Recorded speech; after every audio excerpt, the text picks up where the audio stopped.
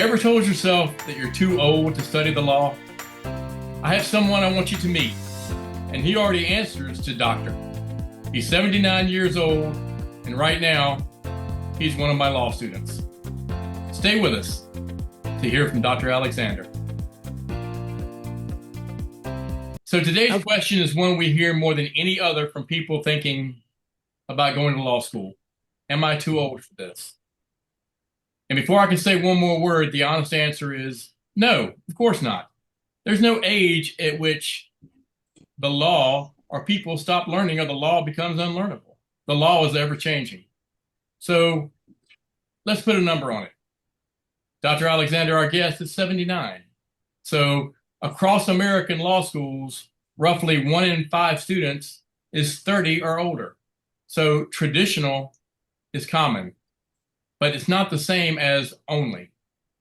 And in our programs that are built for working adults, the way ours is, the age and the numbers are a lot older.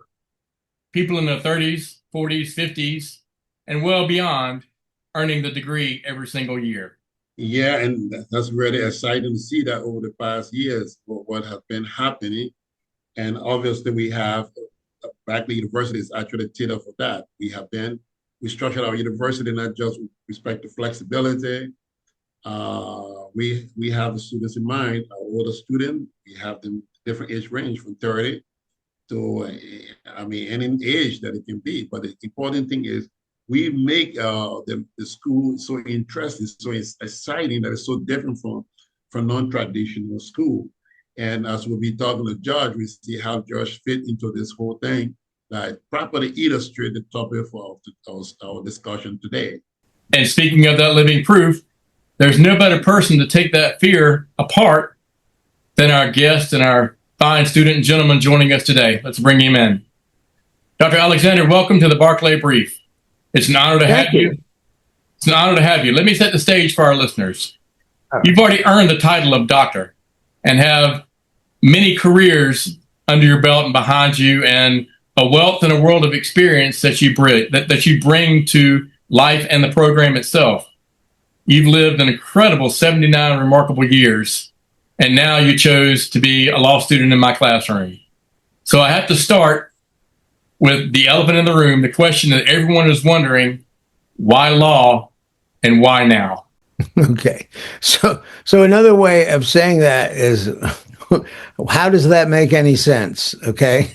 And so I can explain that. Well, first of all, from a personal perspective, right? I'm a perennial student. I'm someone who continually wants to expand their knowledge and learn things. And I have been on the education track for many years. I won't say how long, but for many years. And, when I finished my undergraduate degree is in accounting, believe it or not. And so, because one of my professors said, you shouldn't be an accountant, you should be in management. I said, okay. So ultimately, I think he was right. It took years for that to come to fruition, but he was right. So after the graduating with an accounting degree, I went to work for a CPA firm and did that for a number of years, and then that sort of blossomed into other things. But when I graduated, or was graduated, if you want to read those books, I looked at, well, what's next? What's the next mountain to climb? And again, this is a personal thing. What's the next mountain to climb? And I looked at the MBA program, and I looked at they didn't have a law school at the university I was going to at the time. They didn't have a law school, and the law school, for me to do that, was impracticable. It was way too far away, or the expense. I had a family and a young kid and all this, so it didn't make sense. So I had to put that on the back shelf. But I did ultimately earn the MBA degree, and I also got earn a PhD in business management. So, but then that thing was, geez, the law is kind of fascinating because, in an undergraduate program, you take 2 semesters of business law, actually. Mm-hmm. And, my professor was Dr. McAlilly, and he was an old gentleman. and who was kind of fascinated with the Uniform Commercial Code or whatever. And so I remember I took the final exam, and he fell asleep on his desk. I walked up and turned my paper in. I thought he was dead. I didn't know, what was happening. So I put my paper down, and of course he wasn't. So that was good. I got a grade. So that was good. But that sparked my interest in the law, those 2 semesters of business law, and how it all related to accounting and business at large and contracts and all these things that you come in contact with. And so that was always on the back burner.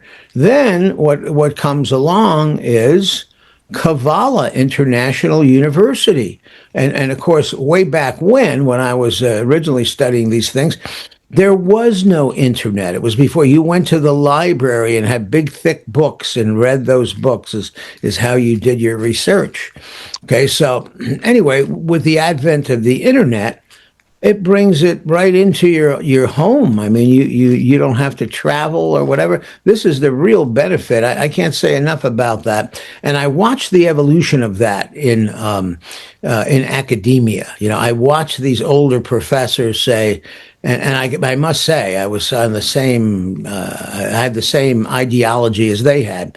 Well, one can never really learn from it was called MOOCs, massive online courses. One can never really learn from that. That is not true. So it took a while for the old stuffy guys to go away and to adopt the new technology and the new way of learning, of education. And so, that afforded me the opportunity to study the law, to become part of the law school, and fulfill a desire, a dream that I had going way back to, I would say, the year. Okay, that's my answer. Great. So take us back to that first moment that you decided to enroll, and you told people about this. What happened? I did. Well, I saw the program and I said, I'm going to do law school. And they're like, what? Why would you do that? Aren't you retired, or aren't you too old or something like that? Well, I didn't pay any attention to that because my thinking is, and I hope you can I hope our listeners will recognize by now, I still have all my marbles. Okay. So that's important. But, so, yeah, I don't see the age as an obstacle. It's not an obstacle. It's a matter of desire, your will, your iron will to make you do it. But it has to be your dream. It has to be your desire, and of course the qualities that go along with that are ambition and a sense of achievement. Okay, that's all part of the equation. Because let's think about this. There is a cost to this, and I don't mean financial cost. I mean, I used to tell my students, what's more important, time or money? And of course, the answer is time. You can't create more of that, but you could create more money, possibly. Okay, so. Yeah, I would say, if the cost is time, how do you want to spend your time? And so if your desire is to do this, if you want to study the law or any field of endeavor, no matter what it is, I mean, it could be architecture, it could be engineering, it could be something else, right?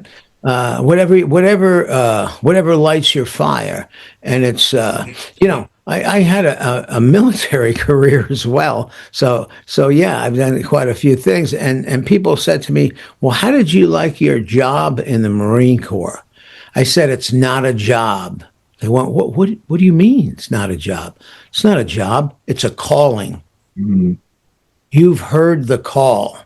Like, I want to be that. That has to be a burning desire. That is what I want to be. You have to have a burning desire, okay? And once you've got that, that is what the ambition that's going to drive you to success. There's no question about that. So if you don't have that, you may not want to change your thinking a little bit. But the point is, the opportunity is here through Barclay College of Law. Through the internet and online programs, etc., you have the opportunity to do this, which heretofore was very difficult and very expensive. You would have to relocate. It was just a very difficult track. And then, of course, the teaching methodology of the university and of Dr. Kempson's class in the law school and everything. I'll let him expound on that. But yeah, you have a real opportunity. But the bottom line is, if you have the desire, if that's what you want to do, the opportunity is here to do it. Well, thank you for that. And I'll expound on our teaching style and methodologies as we go through our podcast over the next several weeks. So what was it? What is the hardest thing that you expected, or what has been the hardest thing that you expected, and what has come easier than you expected? Okay. Well, I don't know if it's the hardest thing, but something that you want to be aware of. Okay, something, and what? How do we learn this stuff? We learn it from movies and television and stuff like that. And believe it or not, this is something in movies and television. You see not courtroom drama, but in the university setting, it's called cold calls. So you need to come to the class knowing your material, and the professor will call on you at random, and you need to know everything about that case that they're referring to or studying in order to eke out a certain principle of law or legislation or statutes or whatever. You need to know all that. Well, that takes a bit of work and preparedness. You can't just do that. You've got to put the hours in and study it and know it by the time you get to class. So apprehension might be a good word, but that's almost something not in my vocabulary. Sorry for that, But yeah, I was concerned about that. I said, I'm going to have to spend a lot of time and make sure I know this, with this cold calling situation is a problem. Now, that was maybe the hardest part. Easiest, we do case briefs constantly. Not that I'm a numbers guy. Remember that. I think I've done 135 case briefs so far. I don't mean to scare anybody. Okay, I think I've done 135 of those so far. And so I didn't think that was particularly difficult. But what happens is you get better at it over time. So I've got, and as a writer and an author as well. I don't have any problem writing, really. But, this is because you've got this IRAC formula, right? You examine the fact pattern, you have to identify the issues, and then what rules apply, and then you apply the rules, and that's your analysis, and then you come to a conclusion based on all that. Well, that's... in a sense, it's scientific method, in a sense, okay? But you're not used to doing that. You're not used to looking at the world that way. And so, that was not difficult for me to adapt to that. So that was, and so anyone thinking about law school, don't worry about it. You can do that absolutely, for sure. So I think that was the easiest part, really. Great. That gives me so much joy to hear you say that. So when you picture yourself holding your JD in another year or so, what do you want to do with it? Oh, boy. Hanging on the wall. Okay, next. I got a spot way up there. There's a spot. Anyway, well, there's a lot of things. As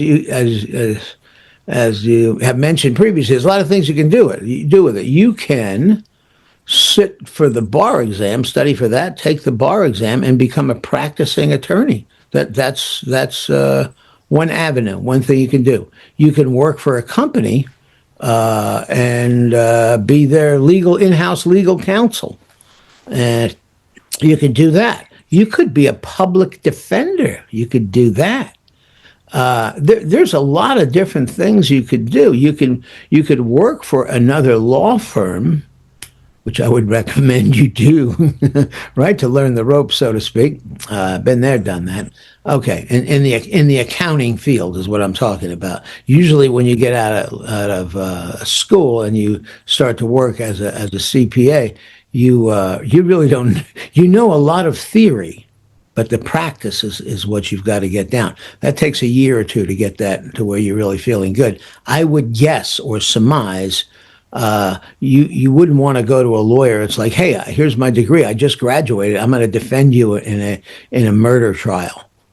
I don't think you want that guy. You want somebody that's seasoned, okay? And the way to do that is you work under another professional's guidance or another firm or something like that. So that's an avenue of approach. Me, I kind of like, I'm a business guy. So I don't mind helping people. We had a conversation just before we came on the air here about something about that, about counseling a partnership or whatever. But so yeah, if I could give business advice and legal advice to people, I think that would be something that I'd be interested in the future. So we'll just have to see how it unfolds. I like to do, strategic management is one of my one of my pet projects, right? And so you want to plan ahead. You plan ahead. Typically, it's a 5-year situation. Keep in mind, in Japan, the strategic management is for 100 years. Okay, their plan. So you do want to think ahead on these things.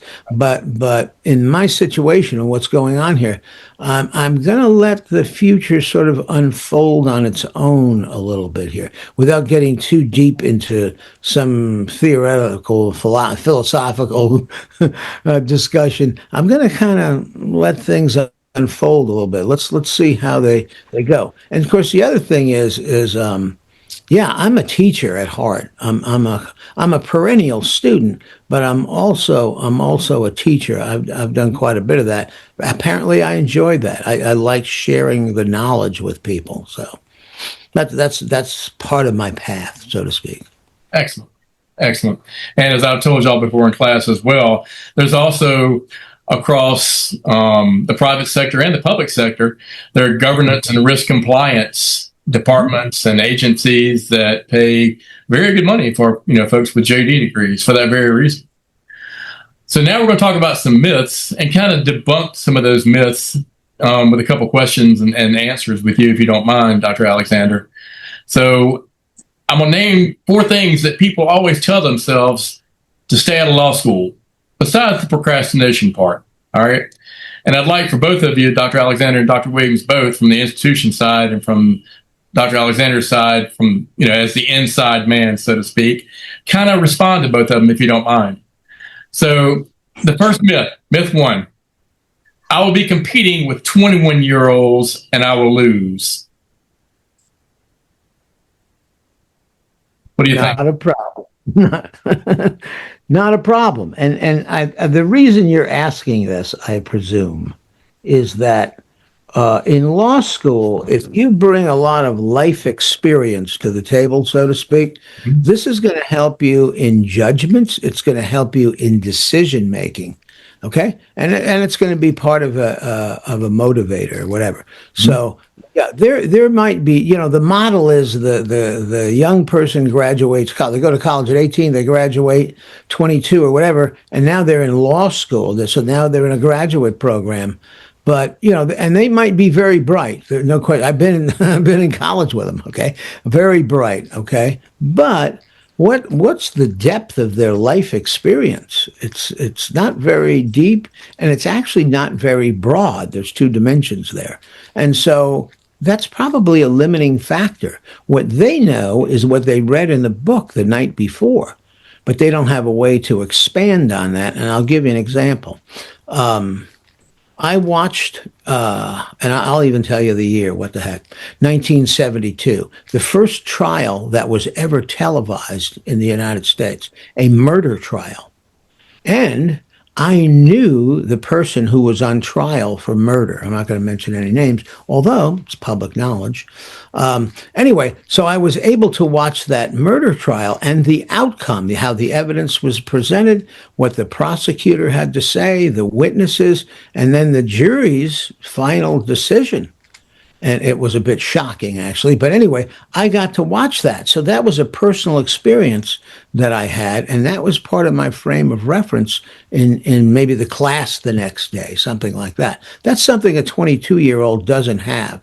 And it has value. There's no question. It has value. Thank you for that. Wait. I mean, you're pretty right. A lot of people come up and they're afraid because of the myth.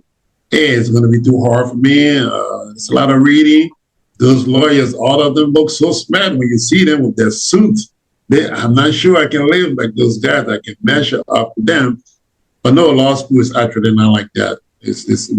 Of course, you have the traditional law school that is designed to be rapidly aggressive, but not particularly instituting the principle of law and its application of other things. They just dumping it on young people. It's designed like that because after school, they have to grow up and develop those skills gradually before they get to be equity partner, all of those things at the law school. So they have a lot of time to dump all of those things on you. But that doesn't necessarily mean that is the study of law. That method is used, but it doesn't mean that is the appropriate way to teach people. Out of school, we actually digest the material, we reduce the material, we condense the material, take out the central part for the students to learn. And for example, look at what George said. I was thinking about this. You have a law student who hasn't done anything but contract, and you're talking about contract. You have a student who hasn't read travel. They have done a couple of, party, do summer break and things, but they haven't even reflected on those things. You have an adult student who travel in different part of through the states in different part of the country, and is saying different things that happen in different part of the world. They understand conflict of law. When you explain to them, it makes sense to them because they're from different country. State to another state, or another country to another country. They understand. If you say this, each state has its own law, and when the law crosses over to another state, there's a conflict. They understand that immediately because they have been traveling. They have been seeing these things. And when you talk about jurisdiction, they understand that too, which jurisdiction, so they can easily relate to these practical things, whether it's transitional, national law, criminal, or other things. They've seen that, and you just have to connect the dot, and it comes to life to them. So then, what do we say? The older person actually wins because he immediately can apply what he's learning to real life law. So so the myth of saying it's just for a younger person is really a myth. The law should be done for the older person. Great. So the second myth, my memory isn't what it used to be. So, Dr. Alexander, what do you think? As you mentioned earlier, you still have your marbles, so Well, it sounds like you've been talking to my wife. So, it's hard for me to expound on that in the way that's a general way, because for me, I don't have a problem with that. I don't have an issue. I know that's a function of age. It's like a bell-shaped curve, right? If you want to use statistics as a reference, right? Your energy, your intellect, and everything goes up, and then it ultimately goes down. So, but for me, I'm blessed, if I can use that word, blessed by good genetics, I think. So and some longevity, So I don't have an issue with that, and I don't see where that should challenge somebody. They shouldn't use that as an excuse not to attend if in fact that's their goal, if there's desire, which we talked so much about just a few minutes ago. If there's a desire there, don't let that hold you back. Nothing should hold you back, So that's not a problem. A simple answer is study harder. Study harder. You could say that, but you really shouldn't have to. And so, I don't. That's not a mitigating factor. That's not a reason not to do it. Okay. Well, actually, when you Dr. Alexander is pretty right. When you actually reflect on the study of law, again, when you start talking about what an age or memory loss, you begin to create a roadblock. You already haven't investigated what you're going to do, but you already found a solution to it. I'm going to have this problem. That's self-defeating. You're deflecting, you're defeating yourself. But what we want people to understand is some of these things, yes, like Alexander said, in 1970, you watch your kids. And what happens if we were to discuss that case or something related to that case? Suddenly, everything comes back to life. You begin to see that. You begin to relate that to other things. So really, yes, it's realistic. Sometimes we are dealing with some health issue. Sometimes we're sick. Yeah, then that's just a different circumstances. But what I usually ask people is, so what's going to happen? Because you're of this age, or you're claiming to be this member, even though memory loss, even though you're having a nice conversation with me, there's no issue. So what's going to happen next year? What's going to happen in 2 years? What's going to happen in 3 years? What do you think going to happen? You're going to lose your memory completely? You're going to now decide what's going to be your future? And what happened? Are you going to stop the years from coming? So what happened in 2, 3 years? So then you're not going to live anymore, have a productive life? Is that what you see yourself to be? And then it begin to make sense, No, you have to take their challenges to come help. You have to face those things. You have to adapt to the new circumstances. It's really not about the memory loss. It's really not about the age. It's about yourself deflecting the material that is being discussed. Rather, the best question to ask yourself is, how can I be productive now going forward? How can I be useful? How can I help the community? Can I start a non-profit? Can I be part of school, help young people starting a business? How can I teach them? Can I be a professor? There's so many things you can be.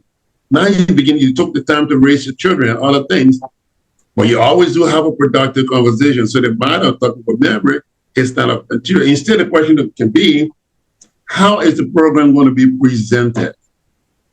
And now at Cavalla International University of Barclay College of Law, we begin to tell you how we present this material. For example, by associating cases, law cases, landmark law cases with practical experience, which makes it impossible to forget those things because we are relating them to real life experience, some of which they have lived. Now, we explain this to them, they really get to see that it's really not a matter of memory loss, it's a matter of fear. And that fear, we're trying to take it away from them so that they can truly enjoy their study of law when it comes to us.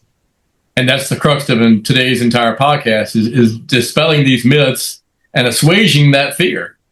And the third myth, I can't afford to stop working or starting over. What do you think, Doc? Alexander? Oh, boy. Wow. That's balancing some of your life activities. Let me come up with a good answer for that. In my particular case, I'm good. Okay, right. So the financial part is not an obstacle for me, but I can see where if someone was perhaps younger or even maybe retired, either side of the spectrum there.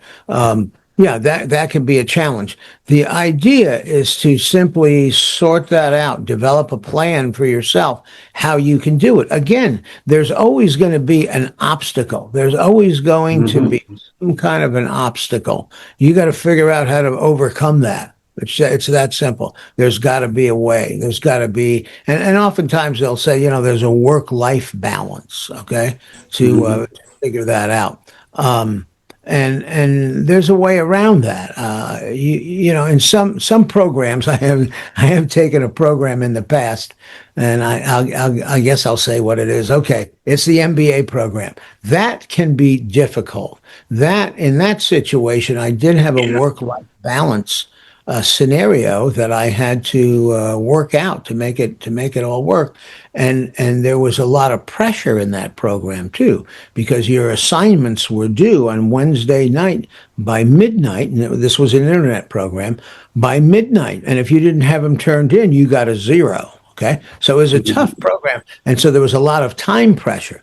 With law school, we do have some time pressure, okay, because you have to put in the work, and it does require a certain number of hours to do that. But again, that's a management situation.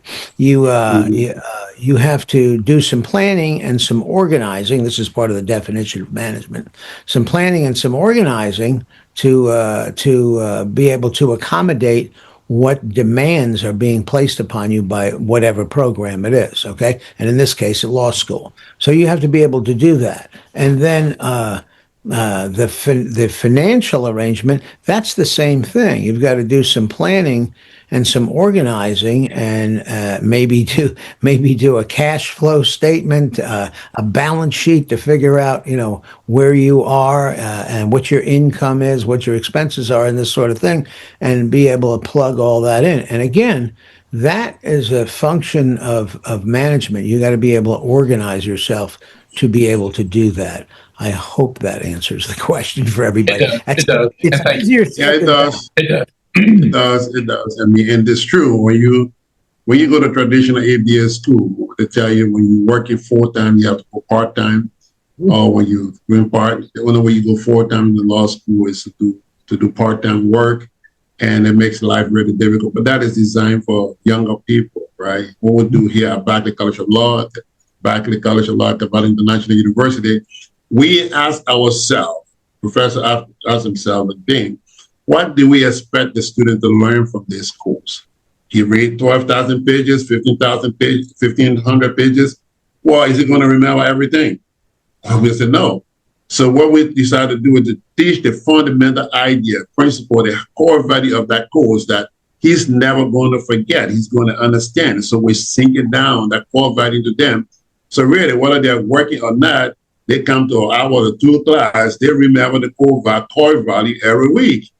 And so, yeah, they don't have to stop working, but the way it's taught at our school, we condense it in a way that they can learn what is really required, what will help them, the practicality of their knowledge, what they develop, how are they going to expand on that? The next thing, are they going to start over? No. Why will you start over? When I went to law school myself, even though we were running the university, I was in my 30s, and I already had an engineering degree. I already had an MBA and a PhD, but it still had a burning desire, like George said. It was there. I needed to learn this thing. And so when I went to law school, I talked to the professor. I had the same question. I was young. I was in my 30s. I'm like, what am I going to do with this? I already got this degree. He laughed. He said, no, this is what you're going to do. You're not starting over. You're going to apply those degrees, those skills to learn to law. And you're going to have the law guide you in all of your other courses, what you do.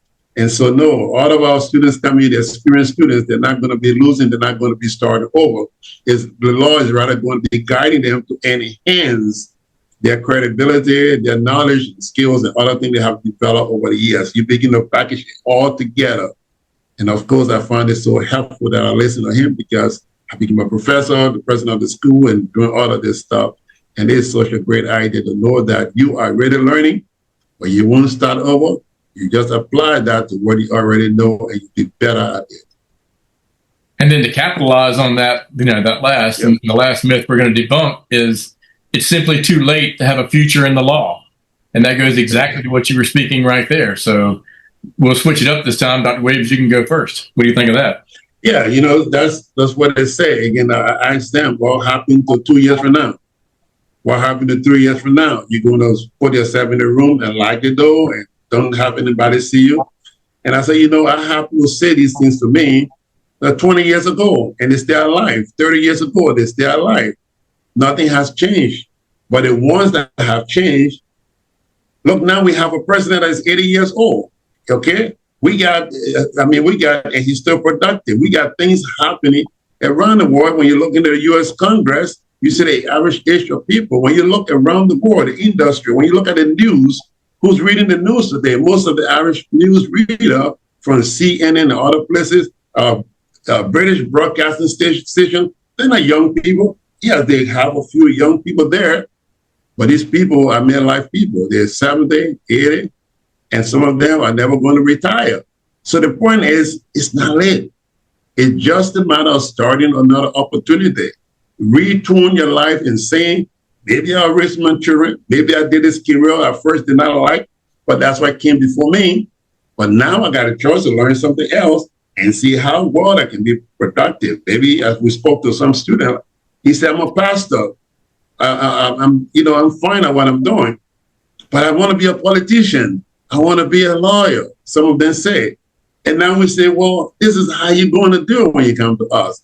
You see, it's going to open a new way for you and really not going to be a hindrance. And Cavalla is designed at Barclay College of Law is designed again to make that process easier for all of our students. So it doesn't matter if you're in your 30s, your 80s, and we see the glow and joy that comes out of the face when they're finishing. After most of the time, they say, then Kim say, I can't even imagine it's already 3 years or 2 years. I can't imagine. It's been 2 years already. Mm-hmm. Well, because they do have fun in the class, mm-hmm. and the class is never boring. It's never a boring, a dull moment in our classes. And we want all of our students to enjoy what they come to us for. Dr. Alexander, what do you think? Too late? Yep, definitely too late. No, it's never too late. It's like what Dr. Williams said. It's never too late. Now, a function of that is that depending on what do you want to do with your law degree. And as we already discussed, there's a lot of things you can do with that. It's not just working for a law firm and doing personal injury cases, which right. is what people do. So there's all kinds of other things you can do with it.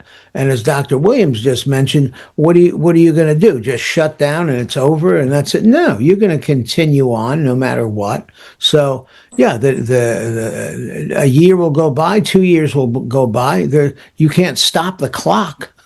It's going to keep going. And if you're a person who's enrolled in the law school and working at it and all that sort of thing, you're driven. So you're going to have a lot of things you can do after you get the JD degree and pursue it further if you want to. So as you've heard me say in my class many, many times, I teach the law with a very practical method of fact, fluff, or fiction. And mm-hmm. too late, that concept of too late is a feeling, it's not fact. And right. you know, and the law has its basis in fact, not fiction and not fluff. Mm-hmm. And Dr. Alexander, you were the fact that ends that argument and that myth right there. So what I love about your answers is they're not theories, it's your life. And through your life experiences, you demonstrate that factual concept about that. So then let's talk about why a long life or an experienced life makes for a better lawyer and a law student for that matter. All right. So here's what I see, and Dr. Williams mentioned it earlier. The most experienced students read a contract differently because they've signed real ones. They've experienced real ones. They have life experiences. So they understand procedure because they've watched institutions work and up close and been directly involved with that. And what I want to be honest with you about is I came to the law late, as Dr. Williams did, later in life as myself. So after a whole career I had before that, and everything that came before that made me better at it. So not late to it, right? Mm-hmm. Right. So as we go through this, Dr. Williams, what does an experienced student bring to the classroom that a 21-year-old doesn't? Well, a lot, actually, a lot. When you have, I can bring up a case, like Josh mentioned, the case that happened in 1970. Some of our experienced students, they have seen cases that happened in the 50s. They have seen cases when they talk about 14th Amendment, 13th Amendment, all of these, they have seen it happen in the 60s. They have seen these things transform, and they see how these cases have blown over the years. They've seen real life experiences. So they're seeing what if they were in a smaller city, they have seen the population growth in a bigger city. They have seen what happened, the crime rate that increased in that city, or employment and companies that came in and closed. And so when you're discussing about a company that came in and negotiated with the mayor of the city, like in administrative law or other things, and it's trying to negotiate with the mayor of the city, right? And the mayor is talking to the councilman, and he's saying the company is going to bring in 50,000 jobs or 25,000 jobs. He already lived that. He's seen a company come in that era, made him no promises, and did not employ anybody. They closed before they even opened. He knew that. And so now when we discuss it, he knows the pros and cons. He's seen ones that came and were also successful. So now when we discuss those cases and things, he sees those things happen. He can relate them to real life experiences. A 21-year-old student is smart. He's smart. I remember those days. I would just make A's and all those things, but I forgot the thing. I didn't care. I just knew that I was going to get a very good job when I'm done. That's what I was thinking about. I was thinking about how am I going to apply this? I'm just going to be some manager, some this, some that, and have fun with my friends, and that was the goal. But experienced student, he has a purpose in mind. He knows things he's trying to do, and he helps the class a lot with those experiences that is involved. And that brings real joy to us when we have experienced students talking to them in the class and see how they get, how they light up in the class when we discussing these things. It's actually a blessing for us to teach experienced students because there's more than, I'm not trying to undermine 21-year-old students, but they have the time and they will develop those skills. But it's different when you teach an older person. He knows what to bring to the table, and that makes you even a better person when you come to teach the class. Absolutely. So let's talk about how our school or how Barclay makes it possible. Because encouragement without a plan is just a nice kind of fluffy feeling, right? Mm-hmm. So let's walk us through how a person at any age with a full life ahead or behind them as well actually earns a degree with us. So how does distance and our flexible format let somebody study the life or study the law around the life they already have? Mm-hmm. Well, we have a few students finishing through this there in the 70s. When they come here, they have the structure in mind. They have the regular schedule. So they have the schedule with the grandchildren, whatsoever, things they're doing with the older folks, whether they're playing cards or other things they're doing. So many fun stuff and things. But we teach them the flexibility of our program. Mm-hmm. Okay, it's not going to take a lot away from you. You're going to take one course. You're going to attend it once a week, a couple hours a week, and you're going to have fun in class. Okay, we're going to tailor everything according to what you know. We're going to have extra professors that give you extra time if you need to understand it. Our college is designed to do that. You want to have extra hour. There is like personal tutor. Come to our program is almost like having a personal tutor.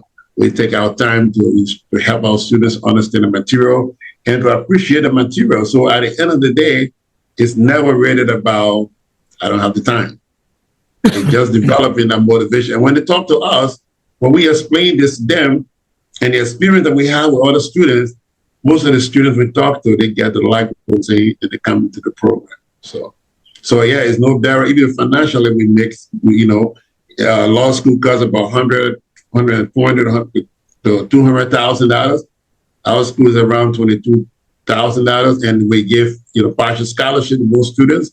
And most times it's around $10,000 anyway. So we make that provision for our students, and then we give them merit based on the financial circumstances. We got payment plan. That's a lot of them pay about $200 to $300 a month. And whatsoever they can pay, we work out with our students. The goal is not to have financial issue to be a barrier, to have age to be a barrier, to have time to be a barrier. All we need to have is, did you have that desire at one time to say, I like to be a lawyer, I like to study the law?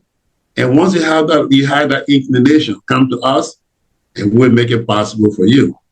And not just making it possible, we'll make you enjoy it. When you leave, you will never forget why you came to our school. That's true. That's very true.